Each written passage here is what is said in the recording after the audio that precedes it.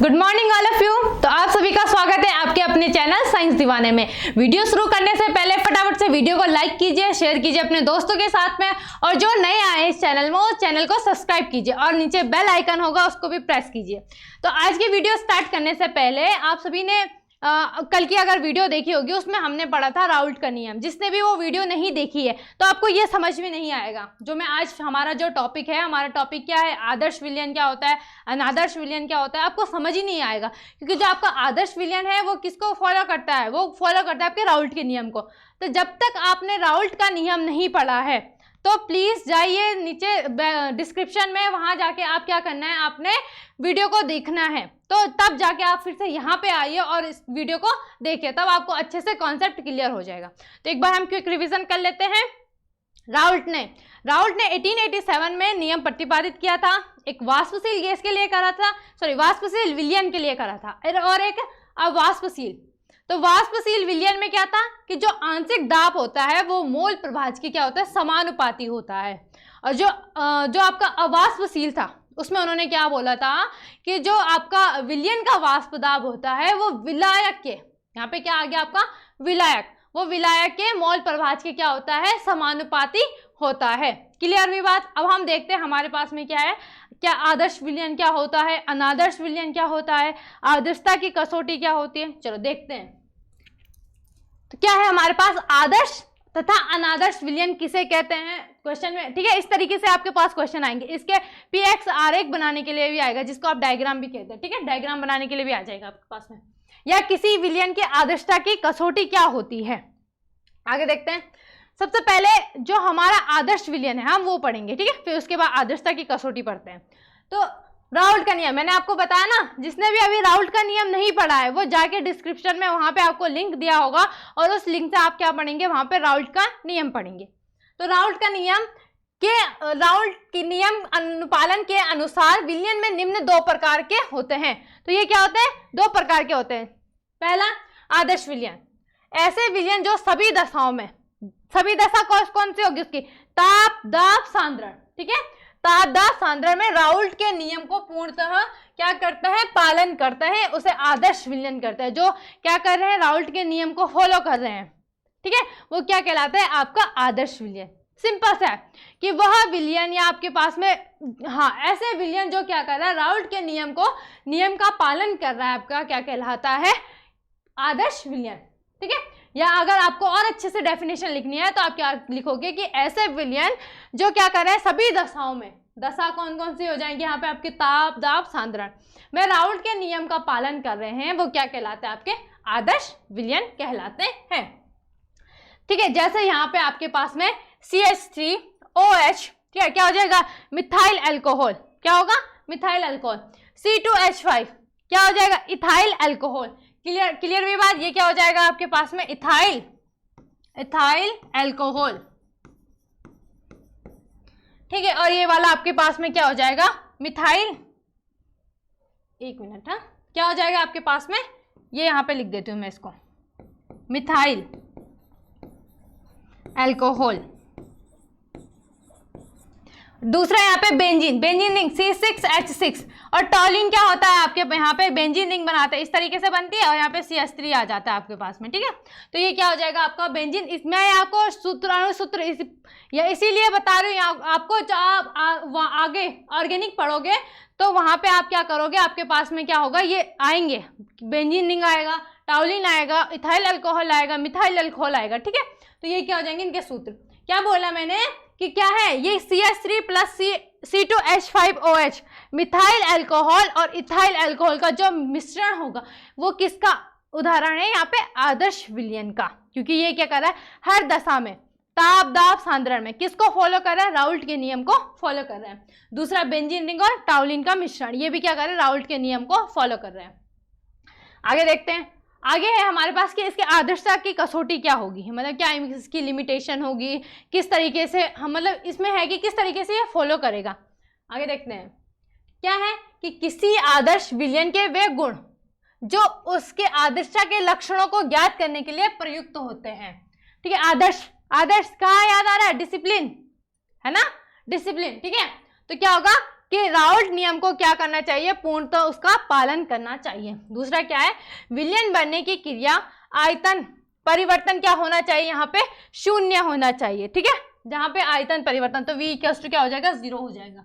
जब विलयन बनने की क्रिया में क्या होगा, हमारा v क्या होगा, 0 होगा। तीसरा, विलयन बनने की क्रिया में एंथैल्पी, ठीक है, एंथैल्पी परिवर्तन भी क्या होना चाहिए, आपका शून्य होना चाहिए। आयतन भी शून्य होना चाहिए क्रिया करने के समय, और जो आपका यहाँ पे क्या है दूसरा एंथैल्पी है वो भी क्या होना चाहिए, शून्य। यही आदर्शता की कसौटी है। क्लियर, आगे देखते हैं। आगे हमारे पास आदर्श विलयनों के लिए px आरेख क्या होगा। ठीक है, तो आपके लिए इसमें एक ही क्या बनता है, आरेख बनता है। हमारा एक घटक a होगा, हमने पढ़ा था ना वाष्पशील में हम घटक a लेते हैं, तो उसमें क्या होता है कि हमारा Pa समानुपाती होता है उसके मोल प्रभाजन, जिसको हम किससे डिनोट करते थे, XA से, और समानुपात को हटाने के लिए हम नियतांक लगाते थे। ठीक है, तो यहाँ पे हम डायग्राम हमारा कुछ इस तरीके से बनेगा। अच्छा, पहले हम देख लेते हैं कि px आरेख क्या होता है। किसी आदर्श विलयन के घटकों के वाष्प दाब और मोल प्रभाज के मध्य पारस्परिक संबंध को ग्राफ द्वारा निरूपित किया जाता है। ठीक है, किस किस को, कि जो वहां पे घटकों का वाष्प दाब है। ठीक है, यहाँ पे हम घटक दो लेंगे, एक घटक A लेंगे और दूसरा घटक B। उसका जो मोल प्रभाज होगा उसके बीच में जो पारस्परिक संबंध है उसके लिए हम जो ग्राफ बनाएंगे उसको हम क्या कहेंगे, px आरेख। क्लियर हुई बात, चलो बनाते हैं, हम यहाँ पे ग्राफ बना देते हैं। ठीक है, यहाँ पे हमारा ये ग्राफ बन जाएगा, इस तरीके से कुछ आपका ग्राफ बनेगा। ठीक है, यहाँ पे आपका क्या आ जाएगा, एक में आ जाएगा आपका घटक A का वाष्प दाब। ठीक है, क्या आएगा, लाइन थोड़ी टेढ़ी मेढ़ी हो सकती है लेकिन आपको स्केल से बनाना है। ठीक है, यहाँ पे आपका आ जाएगा, लिख लेते हैं यहाँ पे, घटक A का वाष्प दाब। किस किस के बीच में संबंध कर रहे हैं, घटक A का वाष्प दाब और दूसरा मोल प्रभाज। ठीक है, मोल प्रभाज, मोल प्रभाज को हम किससे डिनोट करते हैं, x से करते हैं ना। ठीक है, ये आपका यहां तक ये मोल प्रभाज हो जाएगा। क्लियर, अब यहां पे हम क्या लिखेंगे, घटक B, घटक B का वाष्प दाब। ठीक है, लाइन थोड़ी टेढ़ी मेढ़ी जा सकती है लेकिन आपको समझ में आ रहा है ना। यहाँ पे क्या लिखा है मैंने, यहाँ पे लिखा है मैंने घटक A का वाष्प दाब, उधर क्या लिखा है मैंने, घटक B का वाष्प दाब, और यहाँ पे हमारा क्या हो जाएगा, मोल प्रभाज। और अगर हम यहाँ पे, ठीक है, यहाँ पे हम ले लेते हैं घटक B के लिए, किसके लिए ले रहे हैं हम, घटक B के लिए।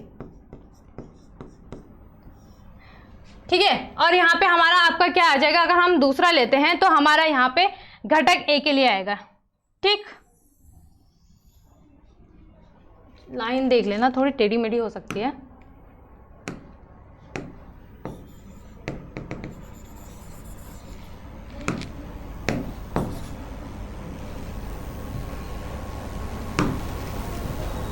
ठीक है, ये आपका समझ सकते हो ना इसको, ये घटक क्या है, ये घटक A के लिए है। क्या है आपका, घटक A के लिए।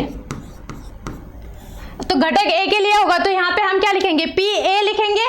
ठीक है, तो यहाँ पे आपका क्या आ जाएगा, और इसको आपके बाद यहाँ पे जो लाइन है ना, ये कहाँ पे, ये वाली हमारी यहाँ पे मिलेगी। इसको इस तरीके से आप करोगे, ठीक है, तो ये लाइन यहाँ जाके होगी।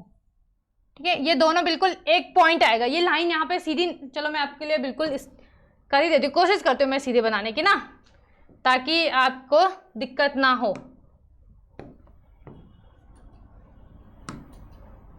ठीक है, इसको हम थोड़ा सीधे करने की कोशिश करते हैं। तो चलो पहले हम क्या ले लेते हैं, यहाँ पे घटक A ले लेते हैं, घटक B सॉरी। ठीक है, तो ये कुछ इस तरीके से आएगी, ये क्या आ जाएगा, घटक B के लिए। ठीक है, और यहाँ पे जो हमारा, अच्छा इसको थोड़ा ऊपर रखना है ना, ताकि क्या आ जाएगा, इक्वली आ जाएगा ये। ठीक है, चलो बनाते हैं, ये आ जाएगा हमारा यहाँ पे। ठीक है, और इसको भी यहाँ से, अब इन दोनों को क्या करेंगे, मैच करेंगे हम, तो ये आएगा हमारा कुछ इस तरीके से, ये बनेगा। ठीक है, इसको स्ट्रेट थोड़ा यहाँ पे स्टेट इससे बन नहीं पा रहा है, तो आप लोगों को क्या करना है, स्केल से बिल्कुल सीधी लाइन खींचनी है। ठीक है, अब यहाँ पे ये मैच हो रहा है, तो यहाँ पे आपका क्या आ जाएगा, यहाँ पे आपका आएगा P नॉट B। B क्या सफिक्स में आएगा, ठीक है, B आपका जो है वो कहाँ पे आएगा, सफिक्स में आएगा, तो B। और यहाँ पे आपका क्या आ जाएगा, यहाँ पे घटक A के लिए था ना, तो यहाँ पे घटक A का वाष्प दाब था, तो यहाँ पे P A नॉट, यहाँ पे आपका क्या आ जाएगा, ये सफिक्स में आ जाएगा। क्लियर हुई बात। दूसरी चीज हम यहाँ पे क्या लिखते थे, जो हमारा घटक A के लिए था, तो उसके लिए क्या फॉर्मूला था हमारा, उसके लिए था हमारा फॉर्मूला, क्या फॉर्मूला था, P। क्लियर, विजिबल है, दूसरा पेन लेते हैं हम, ये आपको अच्छे से विजिबल नहीं होगा, चलो हम ले लेते हैं इसको। तो ये हो जाएगा P A is equal to P not A, ठीक है, और यहाँ पे आपका आ जाएगा XA, किसके लिए, ये घटक A के लिए। और इसी तरीके से यहाँ पे PB equal to PB not into आपका क्या आ जाएगा, XB। सिंपल, क्या करना है, पहले आपको घटक A का वाष्प दाब लेना है, फिर आपको क्या लेना है, घटक B का। यहाँ पे आपका क्या आ जाएगा, विलयन, विलयन के लिए, विलयन के लिए, ठीक है, विलयन के लिए क्या हो जाएगा, जो आपका P है, क्या करते थे, PA प्लस PB। क्लियर हुई बात, बस इतना ही है आपके। और यहाँ पे आप क्या लिखोगे, आपका यहाँ पे क्या है, जो आपका PA है वो क्या आएगा, 100% आएगा, PB क्या आएगा आपका यहाँ पे 0%।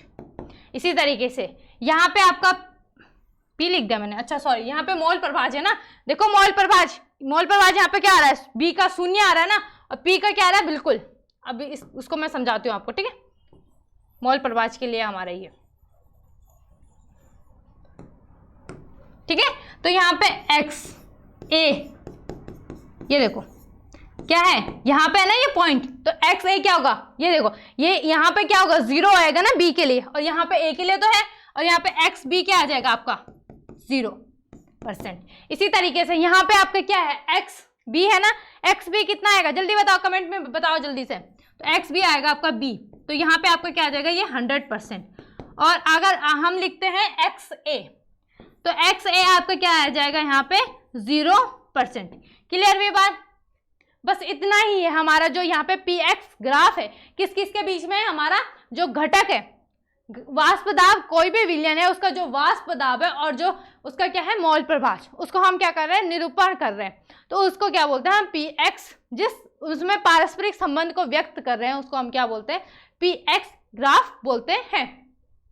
क्या करा, सबसे पहले हमने यहाँ पे एक मोल प्रभाज वाली लाइन खींची, ठीक है, उसके बाद हमने घटक A का वाष्प दाब लिया, ठीक है। ये कौन था, राउल्ट का प्रथम नियम था ना, राउल्ट का प्रथम नियम क्या था, यही तो था, ये था ना आपका PA इक्वल टू, लिख देती हूँ मैं आपको, वैसे तो आपको याद होगा, ठीक है, फिर भी एक बार हम लिख लेते हैं इसको, ठीक है। तो ये आ जाएगा आपका PA इक्वल टू, अब देखो वैल्यू रखो, PA का मान क्या है, P not A into mole प्रभाज A, ठीक है, घटक A का मोल प्रभाज, और दूसरा घटक B का वाष्प दाब, ये तो क्या होगा, नियतांक होगा, घटक B का वाष्प दाब PB होगा, तो PB क्या दे रखा, P नॉट B नियतांक, और क्या दे रखा आपका दूसरा मोल प्रभाज दे रखा, किसका मोल प्रभाज, घटक B का मोल प्रभाज, तो ये आ जाएगा आपका XB।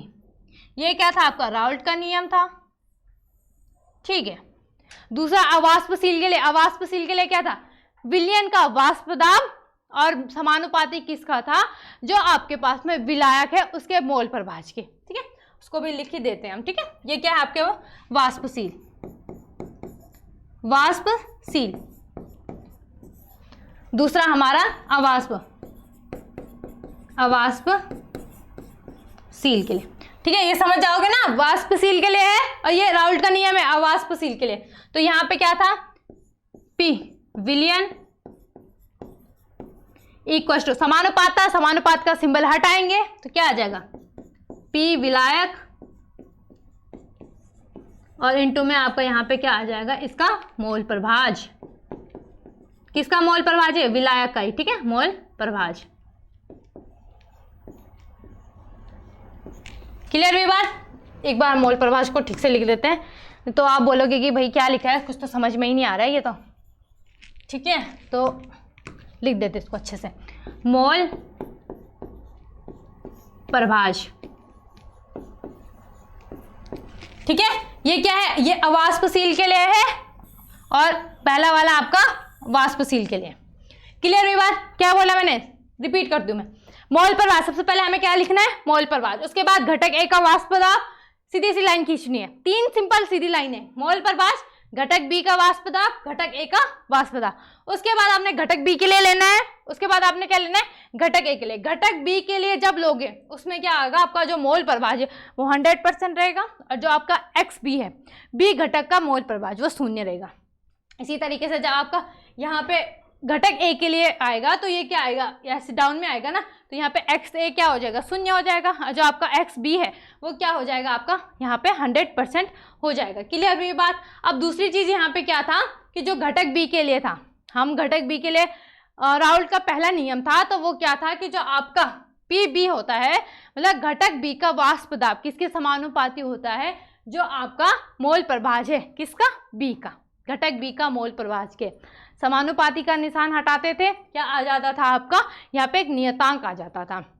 इसी तरीके से घटक ए के लिए, घटक ए के लिए क्या आ जाएगा आपका, वही घटक ए का वाष्प दाब समानुपाती होगा घटक ए के मोल प्रभाज के। ठीक है, अब समानुपाती का सिंबल हटाया तो क्या आ जाएगा, नियतांक लग आ जाएगा। ठीक है, उसके बाद आपको यहाँ पे, अब हम यहाँ पे क्या कर रहे हैं, अभी हमने यहाँ पे घटक बी लिया, घटक ए ले लिया, अब हम विलयन, विलयन क्या होगा, पी, तो पी ए क्या होगा, P A plus P B, तो यहाँ पे हमने वैल्यू रख दी। ठीक है, जिसने भी अगर राउल्ट का नियम नहीं देखा है वो डिस्क्रिप्शन में जाके एक बार राउल्ट का नियम, वैसे तो मैंने यहाँ पे एक क्विक रिवीजन कर लिया है, जिन्होंने तो पढ़ लिया उनका तो रिवीजन हो गया, लेकिन जिन्होंने नहीं पढ़ेगा उनको थोड़ा थोड़ा तो समझ में आ जाएगा, लेकिन अच्छे से समझ में किसी को आ भी सकता है, किसी को नहीं भी आ सकता, तो एक बार आप थोड़ा सा पहले वीडियो देख लेना। ठीक है, तो ये आपका क्या था, पी एक्स आरेख था।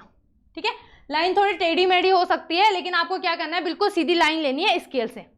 चलो आगे देखते हैं। अच्छा, यहाँ पे हमारा क्या आ जाएगा, अनादर्श विलयन आ जाएगा।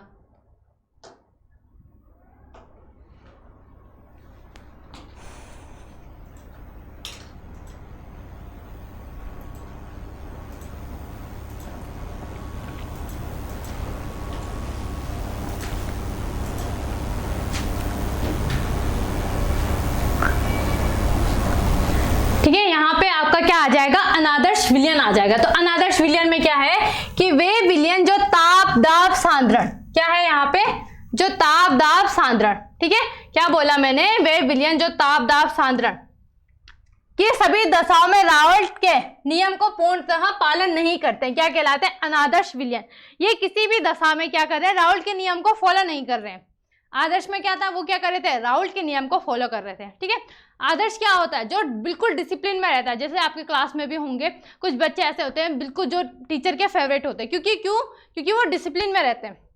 आदर्श है ना वो, जैसे आप कोई बच्चा है, मैंने बोला आपका आदर्श कौन है, तो किसी ने बोला कि मेरे आदर्श क्या है, मिस्टर APJ अब्दुल कलाम है, क्यों, हम उनको फॉलो कर रहे हैं ना।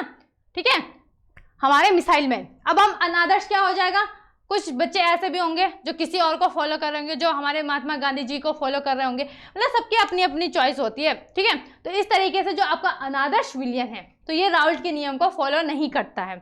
आदर्श क्या करता था, आदर्श विलयन आपका क्या करता था, राउल्ट के नियम को फॉलो करता था। आई बात समझ में? आगे देखते हैं। इसमें क्या था कि ये क्या करता है, राउल्ट के नियम को फॉलो नहीं करता। ठीक है, दूसरी चीज, इसमें जो आपका आयतन होता है वो 0 के बराबर नहीं होता है। वहां पे हमारा क्या था, आयतन किसके बराबर था, 0 के बराबर था। और जो हमारी एंथैल्पी है, अधिकतम एंथैल्पी, ठीक है, वो एंथैल्पी भी यहाँ पे भी 0 डज नॉट इक्वल टू क्या है, 0 है। ठीक है, मतलब 0 के बराबर नहीं है। और जो हमारा आदर्श विलयन था वहां पे हमारा जो आयतन था वो भी 0 था, और जो हमारी एंथैल्पी थी, अधिकतम एंथैल्पी, वो भी क्या था, 0 था। क्लियर हुई बात? राउल्ट के नियम को फॉलो नहीं करता है, ये जो इसका वहां पे आदर्शता की कसौटी है ना, तो ये अनादर्शता की कसौटी है। ये एक तो राउल्ट के नियम को फॉलो नहीं कर रहा है, दूसरा इसका जो आयतन है वो भी क्या है, 0 के बराबर नहीं है, और एंथैल्पी भी इसकी 0 के बराबर नहीं है। क्लियर? आगे देखते हैं। अब यहाँ पे हमारे पास में राउल्ट के जो अनादर्श विलयन है वो भी 2 प्रकार के होते हैं। एक होता है आपके पास में धनात्मक विचलन, दूसरा होता है आपके पास में ऋणात्मक विचलन। ठीक है, तो धनात्मक विचलन अनादर्श विलयन, इन अनादर्श विलयनों के लिए विभिन्न भौतिक गुण क्या होगा, इसका जो आयतन क्या होगा, मैक्सिमम होगा, जो तथा जो आपका एंथैल्पी होगा का मान आदर्श विलयनों से अधिक होता है। अब यहाँ पे ये जीरो तो नहीं हो रहा है, जीरो नहीं हो रहा है, इसका मतलब या तो कम होगा या क्या होगा, या तो क्या होगा, धनात्मक होगा, जीरो से ज्यादा होगा, या क्या आ सकते, दूसरी कंडीशन क्या होगी, या क्या होगा, ये ऋणात्मक होगा, जीरो से कम होगा। तो जिसका मान जीरो से अधिक होगा क्या हो जाएगा, धनात्मक हो जाएगा, और अगर कम मान उसका क्या हो जाएगा, ऋणात्मक होगा, तो वो क्या हो जाएगा, आपका ऋणात्मक विचलन हो जाएगा। ठीक है, तो आपका यहाँ पे हम देख लेते हैं।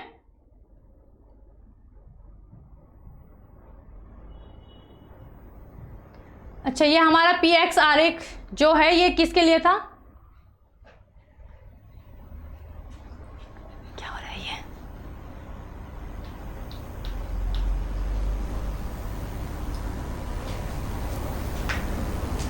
ठीक है, क्या हो जाएगा आपका धनात्मक विचलन के लिए हमारा जो अनादर्श विलयन px आरेख है उसको देखते हैं। तो यहाँ पे क्या आ जाएगा, इसके लिए हम आरेख बना देते हैं। ठीक है, तो आरेख हमारा, चलो यहाँ पे हम आरेख बना देते हैं, इसके लिए कुछ इस तरीके से बनेगा आपका। ठीक है, अगेन वही आ जाएगा आपका, यहाँ पे एक घटक ए के लिए वाष्प दाब आ जाएगा, घटक ए के लिए वाष्प दाब। ठीक है, दूसरा क्या आ जाएगा, घटक बी के लिए, तो घटक बी के लिए वाष्प दाब।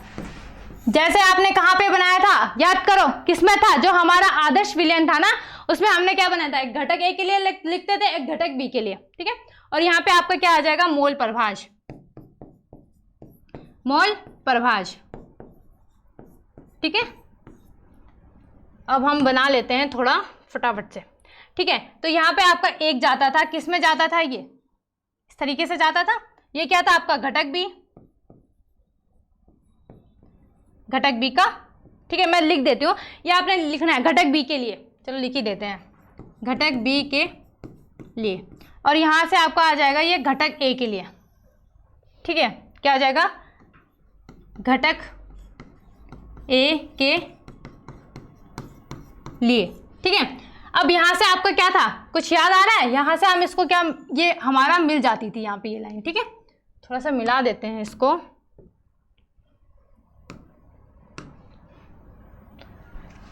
ये बिल्कुल स्ट्रेट लाइन आएगी, आ रही है स्ट्रेट लाइन, आपको बिल्कुल सीधी लाइन खींचनी है। ठीक है, चलो पहले हम इसको बना देते हैं, यहाँ पे आपका ये आ जाएगा कुछ इस तरीके से, और इसको भी आप क्या कर दो, यहाँ पे इसको इससे मिला दो। ठीक है, ये आपका क्या हो जाएगा, घटक बी का वाष्प दाब था। आई बात समझ में, क्या हो, लाइन में देख लेना थोड़ा सा। ठीक है, के लिए क्या आ जाएगा, यहाँ पे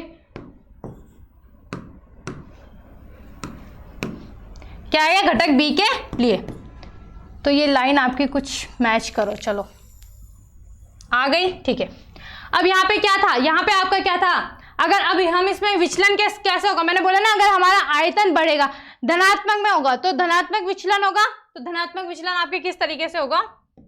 ठीक है, तो धनात्मक विचलन, तो ये आ जाएगा, धनात्मक विचलन आपका इस तरीके से आएगा, जो ये ग्रीन वाली लाइन है ना, और यहाँ पे ये धनात्मक विचलन कुछ इस तरीके से होगा, और यहाँ पे ये धनात्मक विचलन क्या है, ये तो हमारी कौन सी वाली लाइन थी, ये आदर्श वाली लाइन थी। तो आदर्श, जो हमारा आदर्श विलयन के लिए हमने आरेख बनाया था ना, तो उससे क्या होगा, अधिक होगा, क्योंकि उसमें हमारा जो आयतन था, आयतन क्या हो रहा था, हमारा शून्य हो रहा था, और जो एंथैल्पी थी वो भी शून्य हो रही थी।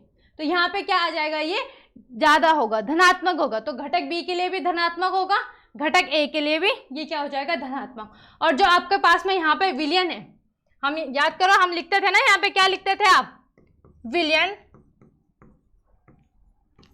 के लिए, तो विलयन के लिए P इक्वल टू क्या होता था आपका, PA प्लस PB।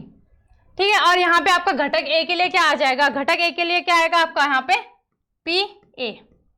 ठीक है, और यहाँ पे घटक बी के लिए आपका क्या आ जाएगा, PB। यहाँ पे आपका क्या होगा पी नॉट, किसमें है ये, बी में था ना, बी, और ये क्या आ जाएगा पी नॉट ए। तो ये क्या हो रहा है, धनात्मक आ रहा है। देखो क्या हो रहा है, मैंने बताया था आदर्श विलयन से क्या होगा, ये अधिक होगा। इसका जो डायग्राम बनेगा वो क्या बनेगा, आदर्श विलयन से अधिक बनेगा, क्योंकि इसमें एंथैल्पी भी अधिक है, धनात्मक में है, और जो आपका आयतन है वो भी धनात्मक। तो आपका ग्राफ कुछ इस तरीके से बनेगा। लाइन आप स्ट्रेट बिल्कुल खींच लेना अपनी तरफ से, और यहाँ पे आप ब्लैक और ब्लू पेन का यूज कर लेना, ठीक है, ताकि आपको समझ में आए क्या ये धनात्मक विचलन हो रहा है। तो ये किसके लिए था, हमारा धनात्मक विचलन के लिए पीएक्स आरेख था। क्लियर हुई इतनी बात, आगे देखते हैं। आगे हमारे पास ऋणात्मक विचलन क्या होता है, ठीक है, किसके लिए, अनादर्श के लिए। तो इन अनादर्श विलयनों के लिए विभिन्न भौतिक गुण का मान आदर्श विलयन से क्या होता है, कम होता है। वहां पे हमारा क्या था, आदर्श विलयन से ज्यादा होता है, ठीक है, क्योंकि वो धनात्मक होता है। ये कहाँ जाता है, 0 से कम में आ जाता है, तो ये क्या होगा, ऋणात्मक होगा। तो इसके लिए भी क्या था, इसमें क्या है HNO3, और दूसरा हमारे पास H2O जल। तो इन दोनों का जो मिश्रण होगा वो लगभग हमारा किस तरीके से बनेगा, वो बनेगा आपका कुछ इस तरीके से। हम यहाँ पे बना लेते हैं अगेन दोबारा। इन तीनों ग्राफ को आप अपनी कॉपी में एक बार पहले वीडियो देख लेना, उसके बाद आप खुद से प्रैक्टिस करना, तब आपको याद रहेगा। तीनों सेम है। आदर्श विलयन याद रखना है, धनात्मक विचलन में क्या हो जाए, अनादर्श के लिए प्लस में चला जाएगा, ऋणात्मक के लिए माइनस में आ जाएगा, ठीक है। तो यहाँ पे वही घटक ए का वाष्प दाब, ठीक है, घटक ए का वाष्प दाब, घटक बी का वाष्प दाब, यहाँ पे भी क्या आएगा, इधर जैसे हमारा सेम चल रहा था किसमें, आदर्श विलयन में, सेम वही लिखना है।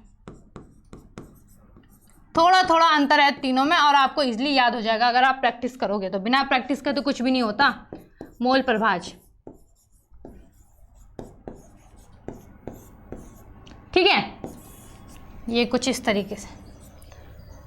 चलो स्टार्ट करते हैं। अब हमारी एक लाइन गई यहाँ पे घटक बी के लिए, ठीक है, किसके लिए ये, और एक लाइन गई हमारी ये घटक ए से, और एक गया हमारे ये विलयन के लिए।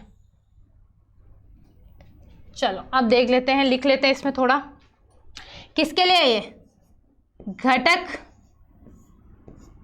बी के लिए, ये किसके लिए, घटक ए के लिए,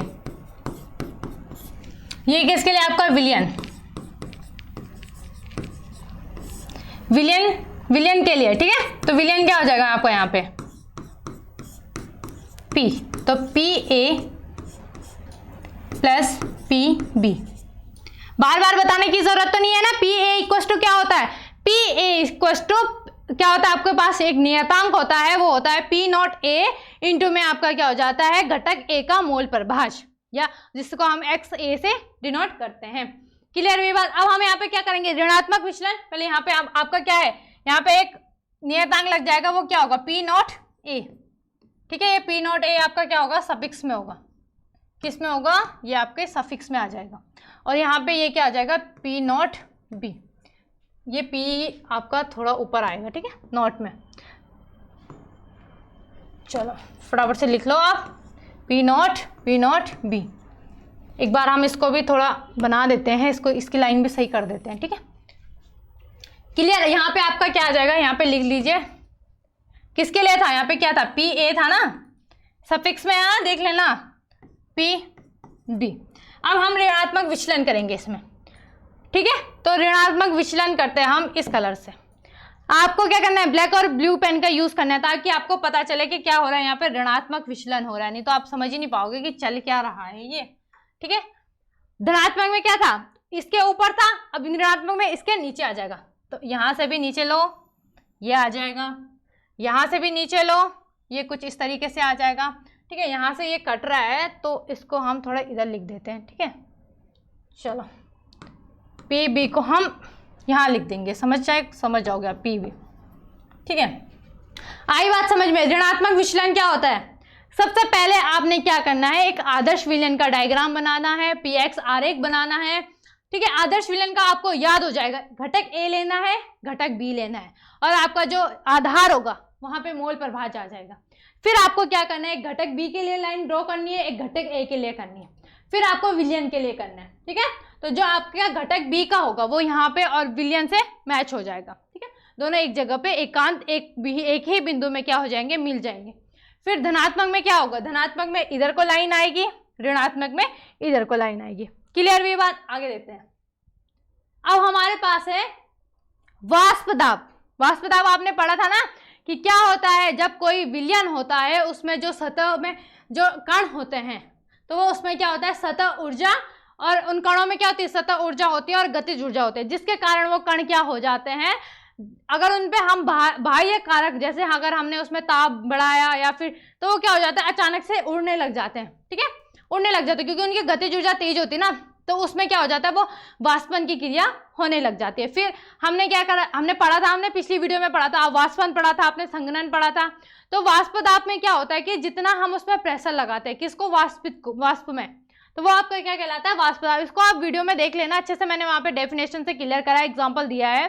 तो अब हम यहाँ पे देखते हैं कि यदि किसी शुद्ध विलायक में जल, शुद्ध विलायक क्या है हमारे पास, यहाँ पे जल है, में कोई अवाष्पशील, ठीक है, अगर हम शुद्ध विलायक में अवाष्पशील विलेय मिलाते हैं तो उस द्रव में वाष्प दाब पर क्या प्रभाव पड़ेगा। ठीक है, अगर कोई शुद्ध जो आपके पास में विलेय है या फिर विलायक है, शुद्ध विलायक है, उसमें अगर हम अवाष्पशील विलेय मिलाते हैं तो उस पर क्या फर्क पड़ेगा, क्या क्या अंतर आएगा, जो पढ़ते हैं हम अभी।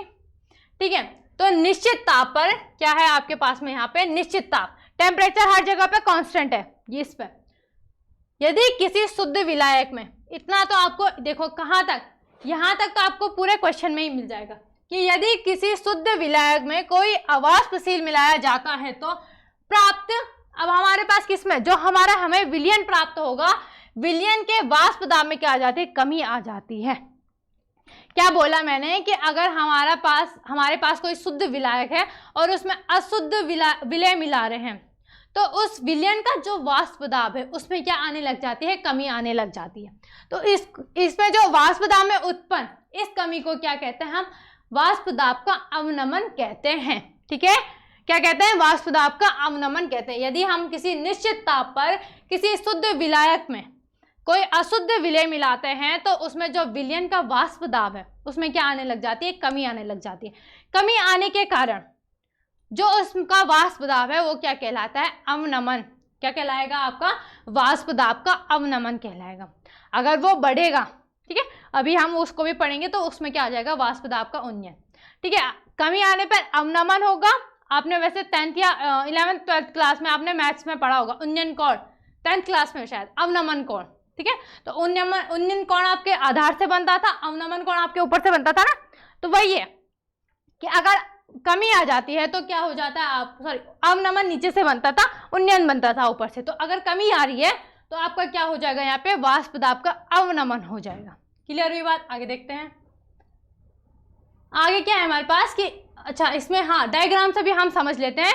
ठीक है, इसका डायग्राम क्या था, इसका कुछ इस तरीके से था। अगर हम इसमें शुद्ध विलायक मिलाते हैं, शुद्ध विलायक, ठीक है, क्या है हमारे पास, पहले हम यहाँ पे देख लेते हैं शुद्ध विलायक।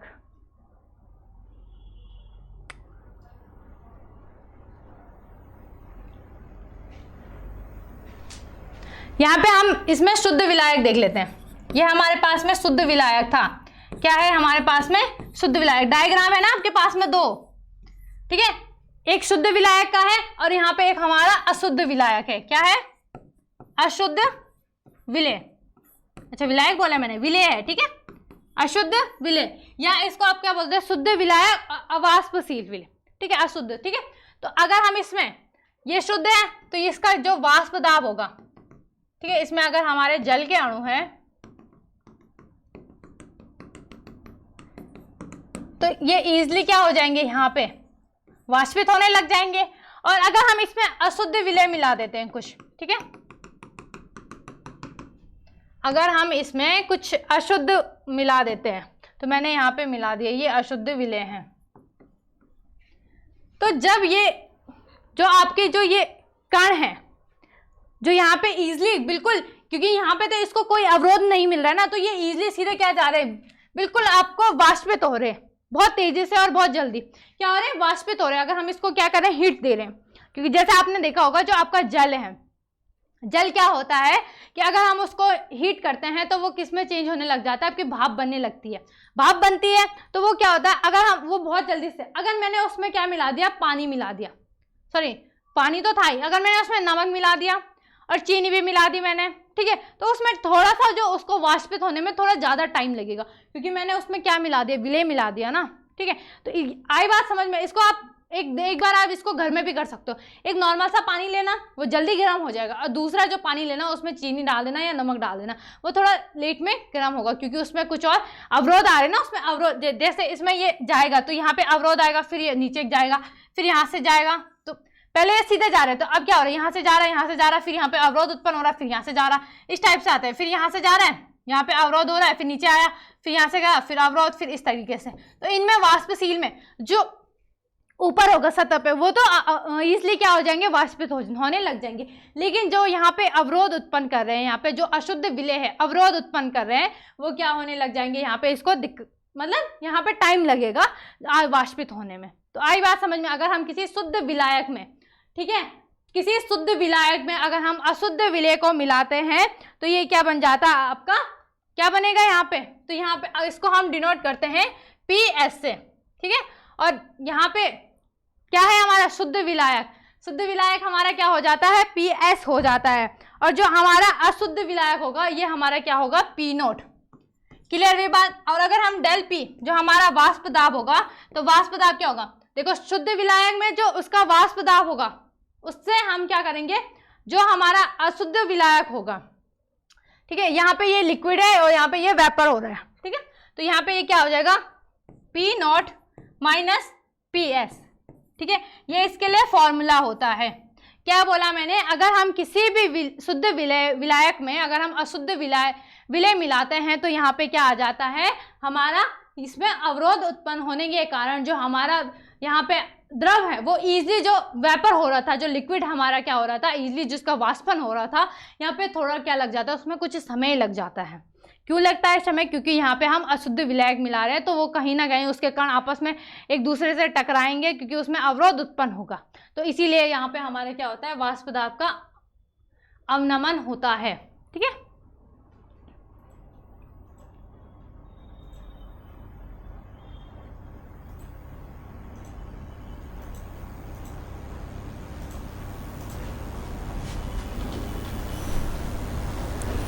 अब हम इसमें क्या करते हैं, इसमें हम देख लेते हैं कि वाष्प दाब का अवनमन के कारण क्या होते हैं।